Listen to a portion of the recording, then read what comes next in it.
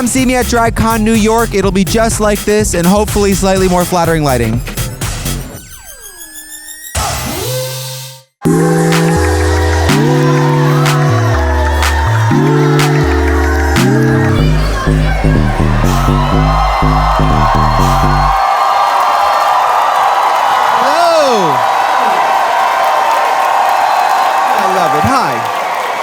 How pretty you are. Now, before I get started on what I wanted to talk about, we just need to get one thing out of the way.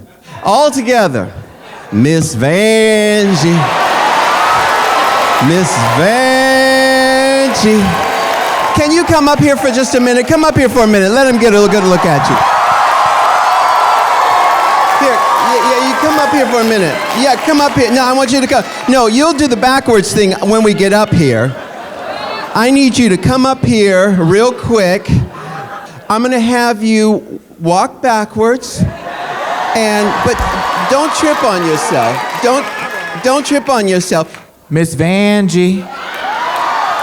Miss Vanjie. The last one was long and depressing. Miss Vanjie. Give her a big round of applause.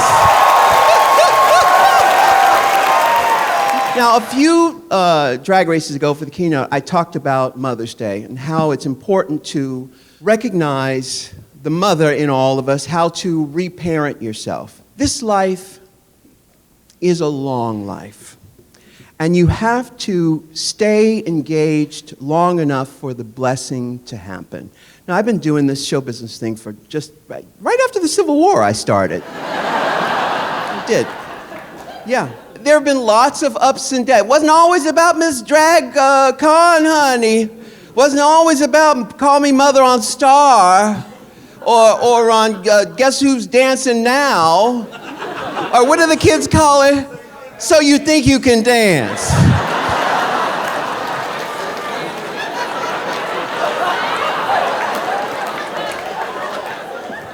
We hit the big time 25 years ago with Supermodel You Better Work. Yes. And we did talk shows and beauty, MAC Cosmetics, and we got some things going. And then after a while, nothing. I actually took a few years away from the business because I wanted to reevaluate what I was doing, what I wanted to do, where I wanted to go. I actually moved out to Los Angeles and got to know my nieces and nephews and had barbecues and stopped dieting for a while, which is wild. I also stopped drinking, and that's no shade. That's no shade because I love that old thing, but I had done it my whole life since I was 10 years old. So my life changed, and I had to reevaluate what my journey in show business was. In fact, I realized through lots of therapy that my motivation for so many years had been to get my father's attention, to sort of show him that I was worthy. But that actually, it never really worked. You know, I thought that once I got famous, once I made money, that the sort of void I felt would be filled by that. Well, I'm here to tell you, it does not do that. In fact, it actually puts more emphasis on the void that you have. So I set out at that point, I'm just turning 40 at that point, I set out to figure out what was going on with me. It was beautiful. It was about 4 years. And I'm saying all this stuff now because I want to emphasize the idea of holding on long enough for the blessing to happen. I got my start, in little clubs with bohemian kids. We all had the same concept of what we wanted our lives to be. We had all grown up idolizing Andy Warhol and the Warhol factory experience. And we had all moved to New York to change our names and become these sort of downtown superstars. Well, a lot of the kids that I started out with were just fabulous. So much talent. Better drag queens than me, prettier, not longer legs than me. But they had it all. But the one thing that I had over them was this confidence and stick-with-itness that I knew that eventually my number would come up. And I've seen it time and time again where creative people who are just brilliant, will undermine their own trajectory. Yeah, I said it, Michelle. Trajectory. See, this is the thing. You know, with the podcast, Michelle is always correcting my words because I can't speak English. What did I say? Did I say it right? Trajectory. Decisions. See? All right, so these kids that I grew up with, brilliant.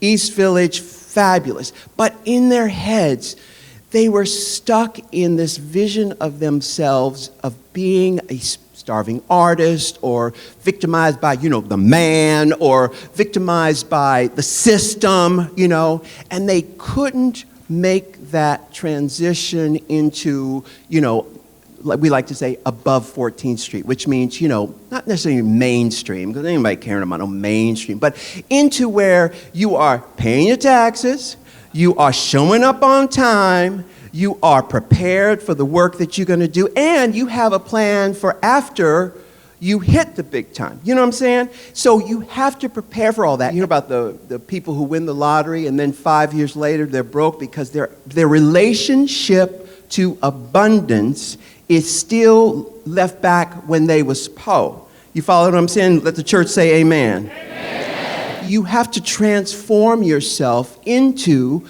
your dream of yourself. And a lot of times, that means you have to let go of that victim self that you thought of yourself. When I realized that thing about my father, I had to let go of this baggage I was carrying with me to sort of get his approval. Who am I without looking for his approval? And it took me all that time out of the business to figure that out. And I wasn't even sure if I was going to come back to, singing and dancing and prancing around on stage. I wasn't sure. I was prepared to not do that. But it's important for you to know and to ask yourself this question: what baggage am I still carrying around that is holding me down, that's not allowing me to move forward? Now, you need to ask yourself, what baggage are you still carrying around from back in the East Village or back in the hood or back in the days when you was po and we was po, that you can let go of now? Now, this is the big one, because humans don't do a damn thing unless they're getting a payoff for something. I realized that I was holding on to a lot of that old baggage because the payoff I was getting was that it gave me the right to just complain about everything. I thought, the world didn't victimize me. Well, you know what? I got the right to just say, F you, world. I had to be willing to let go of that. That was my payoff. I had to accept that this is a benevolent universe if I choose it to be. So many of us, myself included, have used our baggage to keep ourselves back. And here we are on this Sunday afternoon with all these beautiful children. My favorite part of this whole thing is seeing those babies who come in. We're talking about 8 years old, 13. And they're like prancing up in here saying, "Hey, Miss RuPaul." They're so beautiful.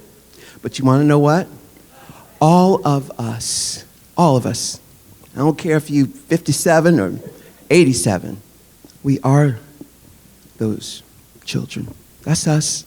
And we can still change. We can still transform. That's what's so brilliant about drag, is that you could be whatever you want to be.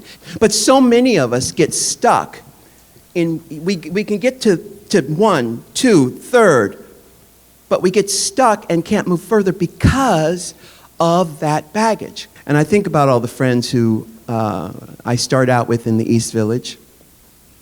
Some of them I'm still working with, and I love them so much. Fenton Bailey is right here. Hi, Fenton.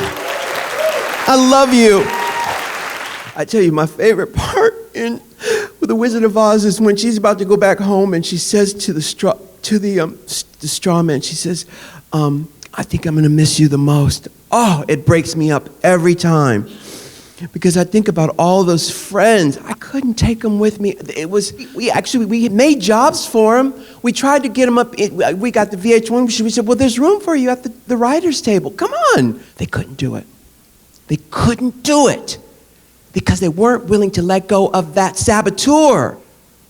I'm challenging each and every single one of you right now. If you don't remember anything from this, I want you to remember two things. Vanjie.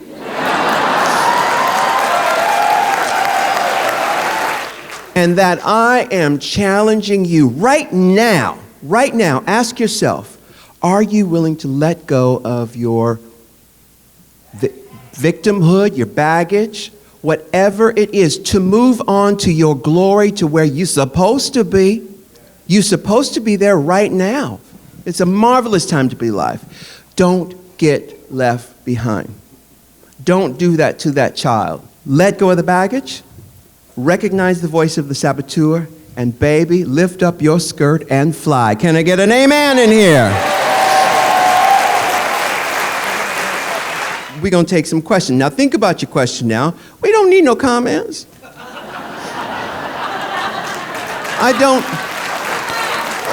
don't need any comments. And if you do have a comment, or if you want to make a soapbox, I am still a drag queen and I will cut your ass down.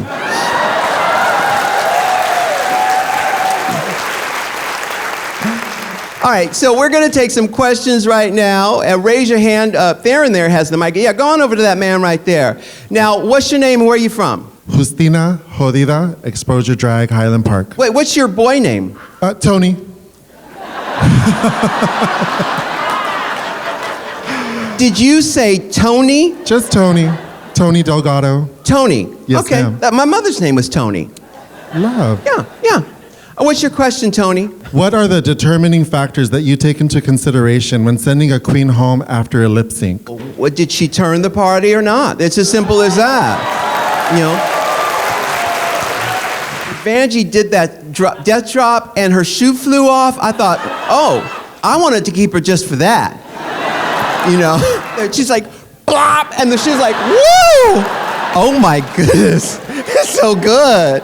But this is the thing. Even if a queen gets eliminated first, she could be the biggest star in the motherfucking universe. You know? Thank you, Tony. Hi, my name is Alex, and I'm from Pomona, California. What was your favorite part of DragCon? Definitely the Simpsons panel. Thank you for that. That was Simpsons. amazing. Oh, I'm going to be on The Simpsons. I know. That's Yeah. my question, actually. What was your experience on the Simpsons? Was it like a lifelong dream? Like, can you give us a little tidbit of what's happened? Well, first of all, when I got the call, I said, "What took them so long?" I mean, the show been on for 30 years, and they just now gonna call me.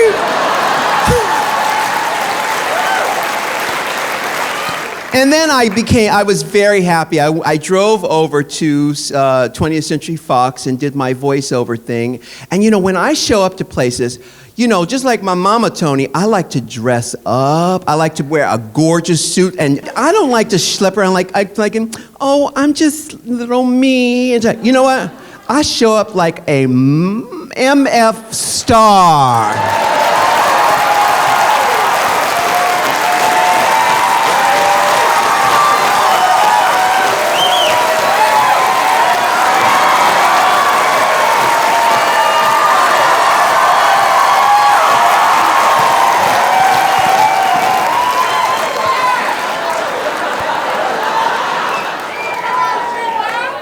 So I showed up on the 20th Century lot, darling, saying, Vanjie, Vanjie.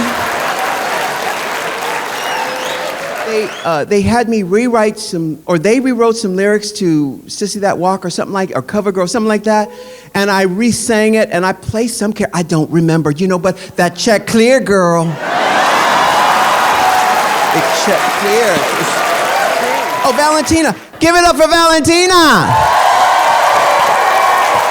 What's your question? Did you make some coins this weekend? Oh, girl, we sure did. Okay. And I brought you a candle. Your sister has it. Oh, good. Oh, great. Now, consider it stolen now. Okay. Yeah. What's your question? What is your relationship to fashion? What are your references and your relationship with Zaldi? Oh, that's a great question. Thank you very much. Now, Zaldi, as you well know, has done all the gowns that I do for Drag Race. Zaldi has done them from beginning to the end. Yes. I've worked with Zaldi for over 25 years.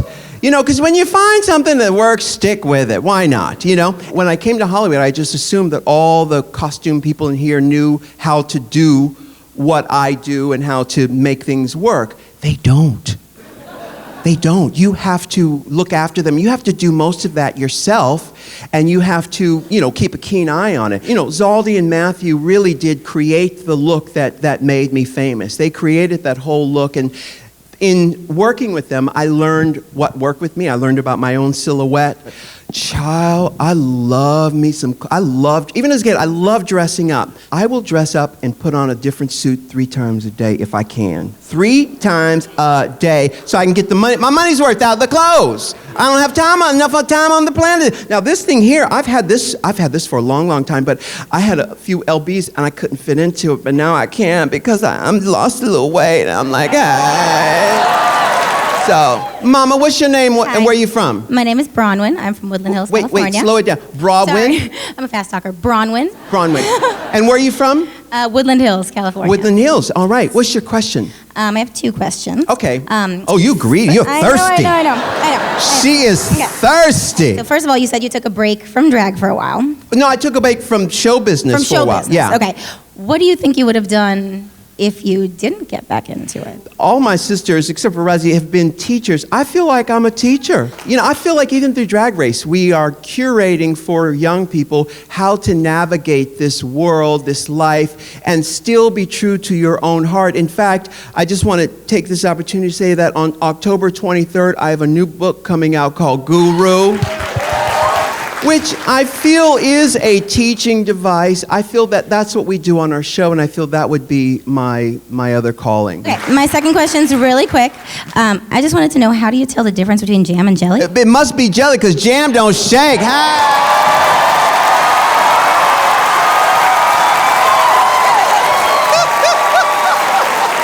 Thank you so much. Thank you, honey. Hi. What's your name? My name is Netta. Where are you from? I'm originally from Egypt, but I've lived all around, so. All right. Yeah. What's your question?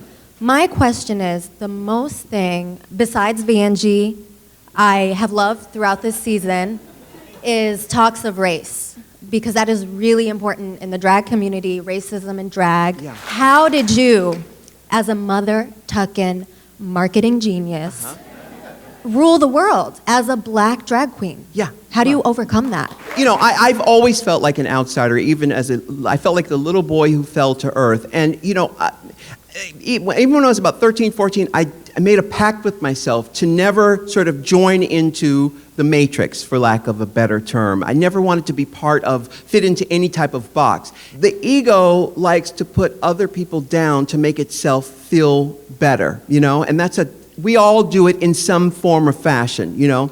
So racism is an extension of that. I've been discriminated against by white folks for being black, by gay people for being femme, by women for being too damn pretty. I put it all together and I realized none of those are different. It's the ego wanting to feel better than someone else, because somehow the ego thinks that will lift them up. Let them children be. It's okay. And that's how I would do it. Thank you, Netta. Everybody say love. Everybody say love. Now drive that down Stacy Lane Road. Get your ass out of here. I love you, everybody. Mwah. Love somebody today. Love somebody today.